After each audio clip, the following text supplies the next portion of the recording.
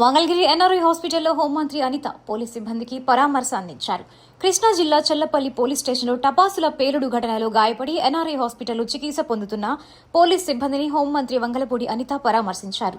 కృష్ణా జిల్లా SP Vidyasagar Naidu, Guntur north DSP Muralikrishna తదితరులు మంత్రితో పాటు దురదృష్టకర సంఘటన మొన్న కృష్ణా జిల్లా చల్లపల్లి పోలీస్ స్టేషన్ పరిధిలో ఒక క్రాకర్స్కి సంబంధించి ఒక బ్లాస్ట్ జరగడం. ఆ రోజు డ్యూటీలో ఎస్ఐ గారు, అదేవిధంగా కోర్టు కానిస్టేబుల్, అదేవిధంగా డ్రైవరు, అదేవిధంగా కొంతమంది అక్కడ మనకి ఈ కోర్టుకి సబ్మిట్ చేసే వ్యవహారంలో, అంటే అది క్లియరెన్స్ విషయంలో కోర్టుకి చూపించాల్సిన విషయంలో తీసుకెళ్తుండగా ప్రమాదం జరిగింది. ఆ ప్రమాదంలో ఎస్ఐ దుర్గా అబ్బాయి, అదేవిధంగా అబ్దుల్లా, అదేవిధంగా నాగరాజు, వీళ్ళు ముగ్గురు కూడా గాయపడడం.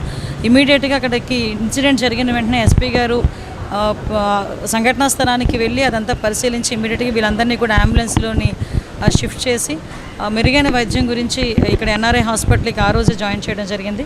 ఆ రోజు నుంచి కూడా గవర్నమెంట్ కూడా ప్రత్యేకంగా వాళ్ళ మీద దృష్టి పెట్టడం, అదేవిధంగా ఒక పక్క నుంచి ఎస్పీ గారు, ఒక పక్క నుంచి మేము, ఒక పక్క నుంచి సీఎంఓ, అదేవిధంగా మన డాక్టర్స్ అందరూ కూడా నిత్య పర్యవేక్షణలో ఈరోజు వాళ్ళందరికీ కూడా వైద్యం జరుగుతుంది. ఈరోజు వాళ్ళందరినీ కూడా ఒకసారి పరామర్శించడానికి ఇక్కడికి వచ్చాను, వాళ్ళ కుటుంబానికి ధైర్యం చెప్పడానికి ఇక్కడికి వచ్చాం ఈరోజు. అదేవిధంగా అబ్దుల్లాని అందరినీ కూడా చూసుకున్నాం.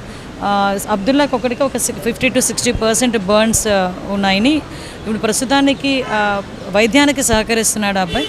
అదేవిధంగా నాగరాజు అవుట్ ఆఫ్ డేంజర్, అదేవిధంగా మనకి ఎస్ఐ గారు కూడా అవుట్ ఆఫ్ డేంజర్.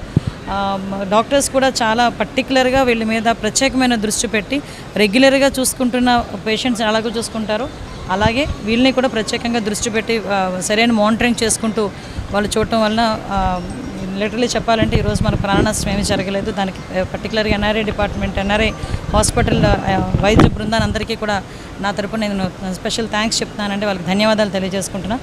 అదేవిధంగా నిరంతరం పర్యవేక్షిస్తున్న మా ఎస్పీ గారికి కూడా ప్రత్యేకంగా ధన్యవాదాలు.